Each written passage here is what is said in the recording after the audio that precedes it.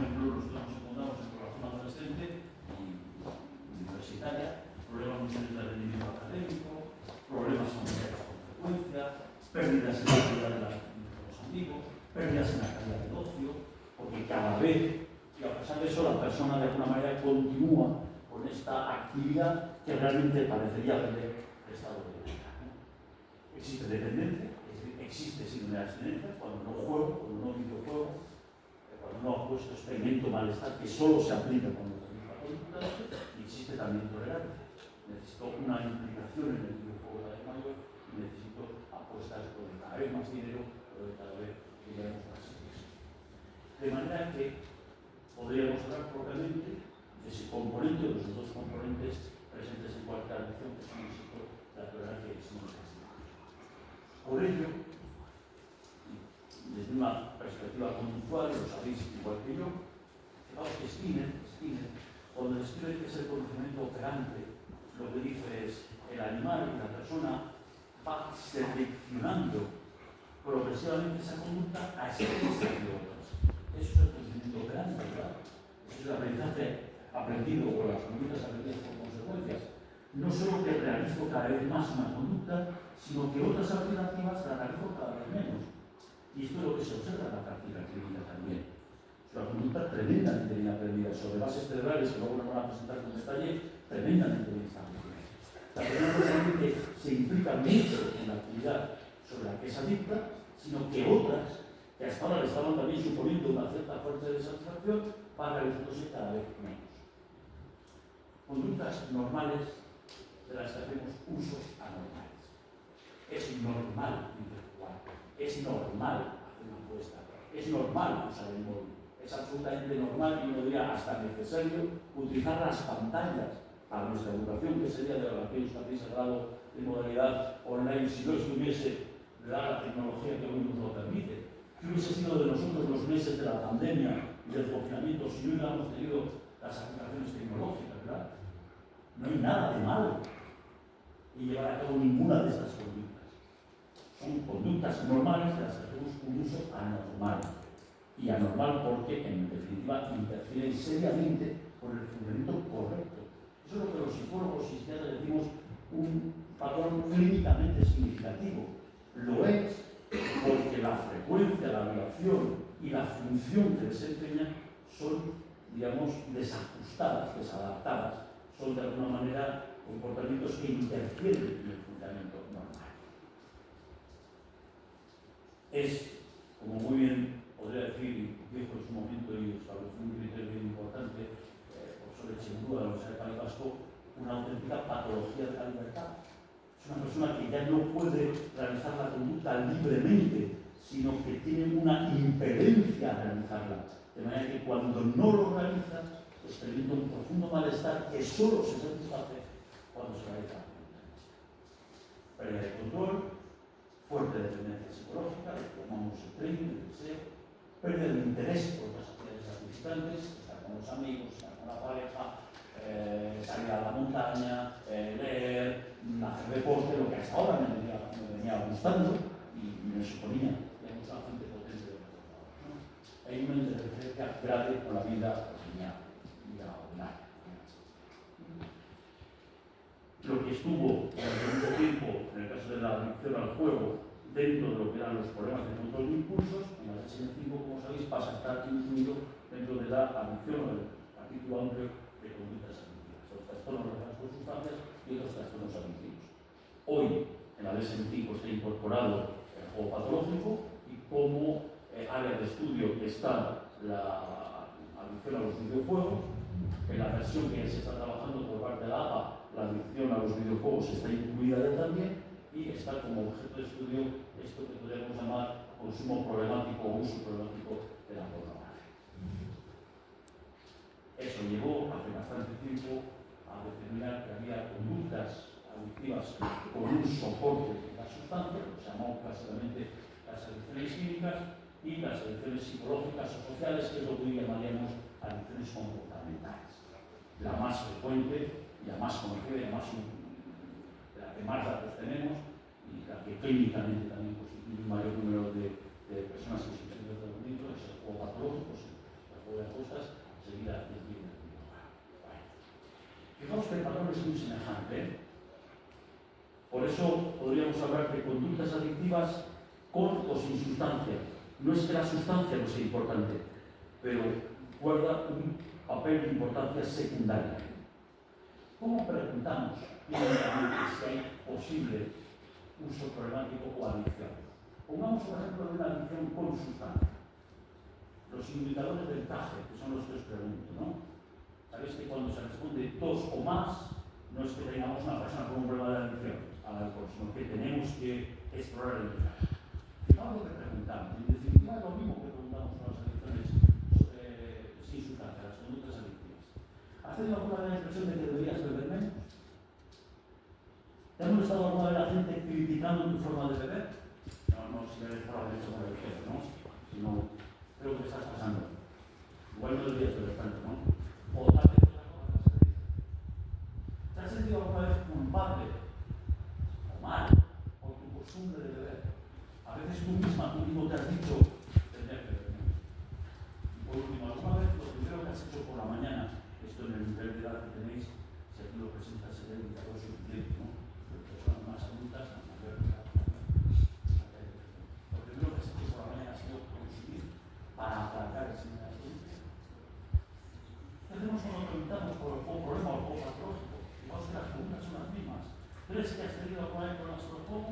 ¿Alguna vez te has sentido culpable por jugar? ¿Has intentado alguna vez dejar de jugar, dejar de apostar y no has conseguido hacerlo? ¿Y no tienes control sobre tu propia conducta? ¿Has cogido alguna vez dinero prestado para jugar? Es un caso precioso. Y una persona adulta le dijo, hasta aquí voy a llegar, hasta aquí voy. ¿En qué me estoy convirtiendo? Y toma esta decisión de tener un programa de tratamiento cuando se descubre a sí mismo rompiendo la hucha con los poquitos ahorros que teníamos de nuestros hijos pequeños. Y te juro, Alfonso, que lo devolví. Y estoy seguro que devolvió lo que le había robado a su hijo, multiplicado por 2. Pero ¿hasta qué punto he perdido control sobre mí mismo cuando soy capaz de romperle la hucha a mi hijo pequeño para llevarme los 4 euromillos que tuviera allí para? ¿Qué preguntamos en adición a las redes sociales? Da igual el formato que queráis. Es importante poder conectarme medianamente a la aplicación que sea. X, bueno, Twitter, Instagram, todo. En ocasiones he pedido las versiones de usar internet o redes sociales. Fijaos que en el Reino Unido han determinado seriamente la prohibición a menores de 14 años porque los problemas derivados de la pérdida de horas de sueño empiezan a ser especialmente preocupantes. Perder horas de sueño en la edad entre los 14 y los 25 años es uno de los principales indicadores con papel de conductual para la aparición de demencias y la edad adulta. Dormir muy pocas horas cuando somos jóvenes es como pegarle patadas a tu cabeza. Nadie se pegaría patadas a la cabeza. En ocasiones me pongo de mal humor por poder conectarme, a veces me conecto más de lo que inicialmente tenía pensado hacer, a veces prefiero quedarme conectado en vez de estar con mi familia o con mis amigos. Cuando estoy conectado siento que el tiempo vuela y cuando me doy cuenta llevo horas en internet. La experiencia que solamente hemos tenido todos, ¿no? Me conecto solamente para consultar qué se predice sobre las semifinales de la Champions, ¿no? Y cuando miro el reloj de los últimos 2 horas, he estudiado mis tareas escolares o laborales. Es un indicador para lo que se dice, ¿no? Estás en internet y cualquier de su forma. He dejado de hacer cosas importantes para estar conectado. Lo que es peor, a veces me siento más cómoda, chateando, interponiendo mensajes con error de ley de cara a cara. Indicadores que no el videojuego, te sientes preocupado por tu comportamiento con el juego, sientes irritabilidad, ansiedad, tristeza cuando intentas reducir o detener tu actividad, sientes malestar cuando intentas jugar, sientes la necesidad de pasar cada vez más tiempo, es una enfermedad. Fallas sistemáticamente al intentar controlar, has podido intereses en funciones, has engañado cuando a pesar de saber que te estaba causando un problema, has engañado a algunos de tus familiares, te acuerdas a amigos sobre el tiempo que pasas jugando. Esto que necesitamos la consulta lo vemos a ver. juegas para escapar temporalmente o para aliviar un estado de ánimo disfórico, fijaos que esto es importante. Ya no es juego solo para divertirme, sino que juego como una manera de evitar o de escapar un malestar. Estoy nervioso, acabo de tener una discusión, estoy triste, estoy aburrido, y cómo aplico o cómo aplaco ese malestar con una actividad que inicialmente estaba diseñada para eso. Esto no es jugar. Eso pasa con las apuestas o con el consumo de alcohol. Asombro que yo creo una razón importante en mi trabajo, una oportunidad, por pasar demasiado tiempo jugando. Y lo mismo sucedería con el porno. No solamente en las personas que consumen porno, sino cuando el indicador es que se consume, digamos, una gracia. Sentido que la pornografía es una parte importante de mi vida, uso el porno para tranquilizarme, una manera de evitar el desastre. Cuando me he prometido dejar los posteriores sexualmente durante un escaso periodo de tiempo, me he puesto nervioso cuando se me iba a realizar. He notado que el porno causa problemas en mi vida sexual. Mi relación sexual habitual con mi pareja ya no me es satisfactoria y, por supuesto, mi pareja no quiere que hagamos cosas raras, porque una cosa es la relación sexual como tengo con mi pareja y la cosa es el porno.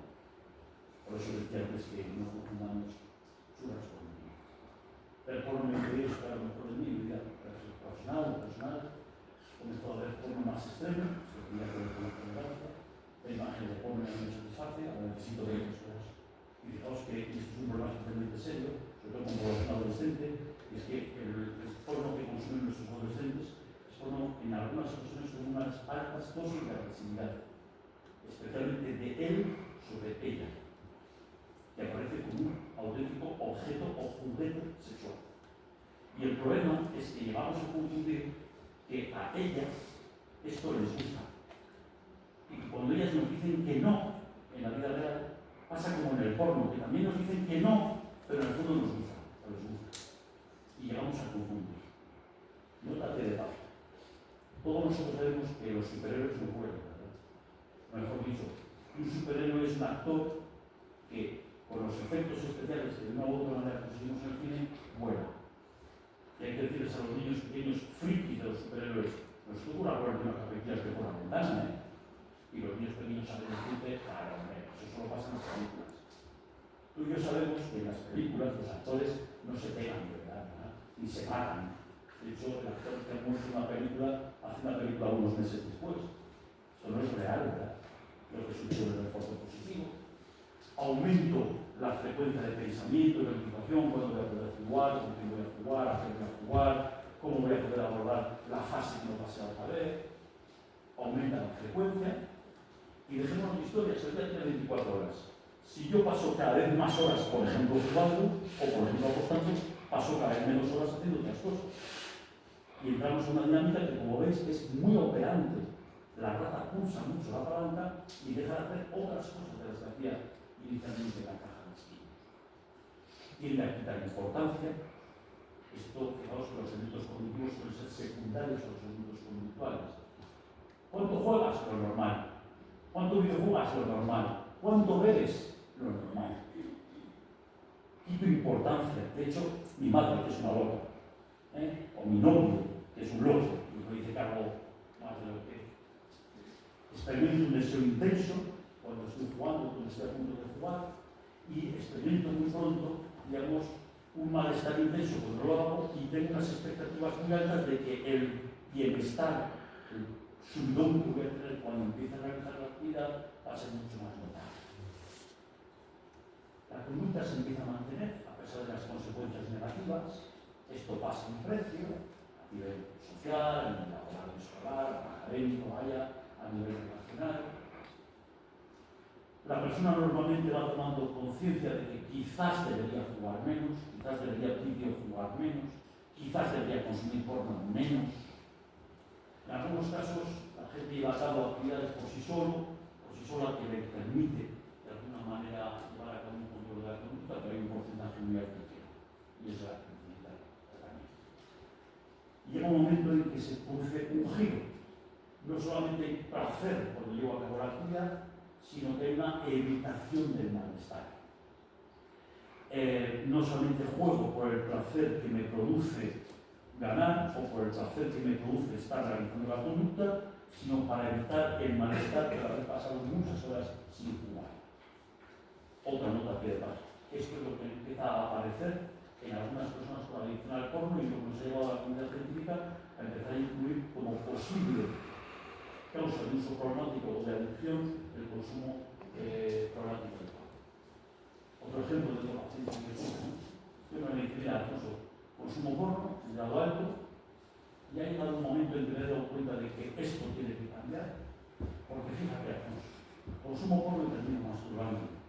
Y hay un momento no puedo por mí mismo, puedo por mí misma, y eso nos solicita normalmente un abordaje profesional a través de asociaciones, como las que después de ingresar podemos tener la suerte de escuchar, o a través de otros recursos sanitarios, públicos, privados o pensionistas. ¿Vale? Conductas que van haciéndose cada vez más automáticas, cada vez por menos control cognitivo, menos control operante, menos control voluntario, conductas que se tornan emocionalmente muy activadas, de manera que también distintas emociones activan el disparo de la conducta.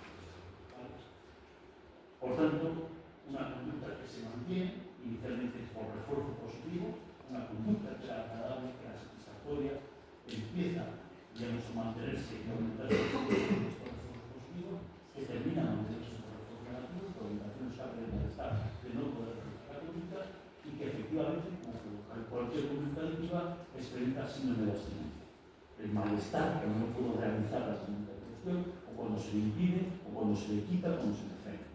El ejemplo que a veces aparece en los noticiarios, ¿no? De padre o madre que le quitó el móvil al hijo y entonces empezó a lanzarse a golpes, a lanzar las cosas por el profundo malestar que tuvo cuando se le retiró de realizar la actividad que estaba haciendo. Hay tolerancia, cada vez mayor implicación, cada vez un porno más agresivo, cada vez juegos de mayor cantidad de dinero o de apuestas más arriesgadas, hay un encadenamiento de conductas, al final, cuando llega el momento a la hora del consumo, o que absolutamente yo hago la actividad, me pongo en contacto con él, voy al local, enciendo el ordenador, voy a la página, y todo esto favorece de alguna manera que la conducta última, que la conducta de la apuesta, por ejemplo, sea el último eslabón de una conducta encadenada que es mucho más difícil. ¿Vale? Todo esto sucede porque las conductas adictivas son la mejor muestra, el mejor ejemplo de una conducta aprendida. Simplemente lo anticipo porque no lo va a explicar después, ¿verdad? Es una conducta que actúa sobre la vía dopaminérgica, sobre la conducta corticomesostriada, activando mucho la activación y la expectativa, diríamos, sobre todo por el área mental de las ganas de jugar, e impidiendo, intoxicando, diríamos, limitando la capacidad de control que tenemos en el frontal. Es el mejor ejemplo, incluso sin necesidad de una sustancia adictiva, de lo que sea una conducta sólidamente aprendida. Por eso es tan difícil el inicio de la conducta y por tanto lo que tendríamos que abordar desde una perspectiva preventiva de factores que son los que la mantienen cuando la conducta ya está establecida. Son factores comunes a todas las adicciones, factores comunes a todas estas conductas adictivas y sustancias, los eslabones donde nosotros deberíamos intervenir. Permitidme otra nota de paso.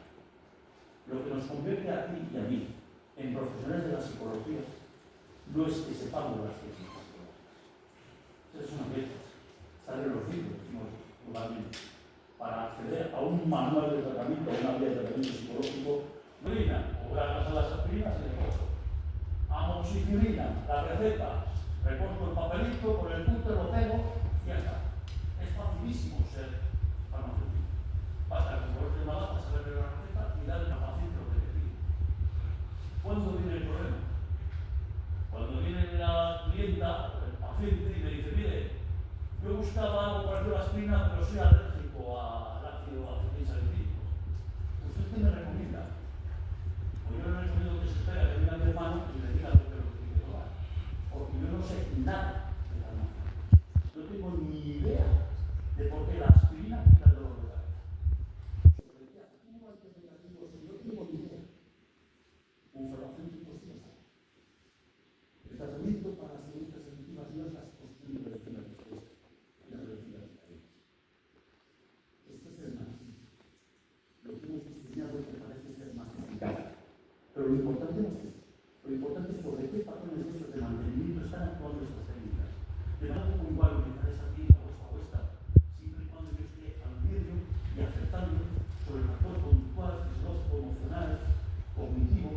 parece esa sopa. Esta múltiple relación entre persona, sustancia y contexto, podríamos hablar de persona-actividad. Explica los factores que tienen que ver con mecanismos fundamentalmente de aprendizaje, funcionamiento operante, el punto clásico estimular, aprendizaje relacional, social, con todas las direcciones cognitivas o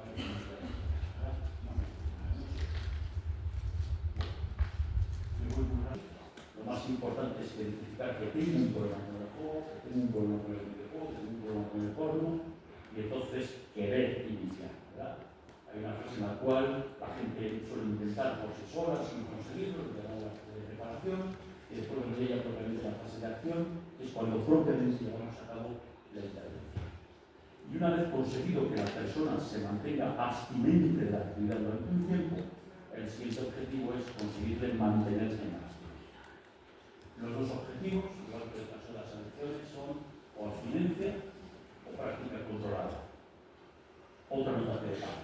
En el caso de las adicciones con soporte tecnológico, salvo de la conducta en cuestión, por eso todas las conductas empiezan por un alejamiento total y temporal de la pantalla. Si tú tienes problemas con los videojuegos y no te equivoques, lo primero que se te dirá es que abandones el ordenador, que abandones la tablet, que abandones el móvil durante un tiempo al que no podrás tener acceso y mantendrás, digamos, un periodo de abstinencia, vamos a decirlo así, objetivo. Es decir, no depende de ti, depende de que no tienes acceso a la conducta en cuestión.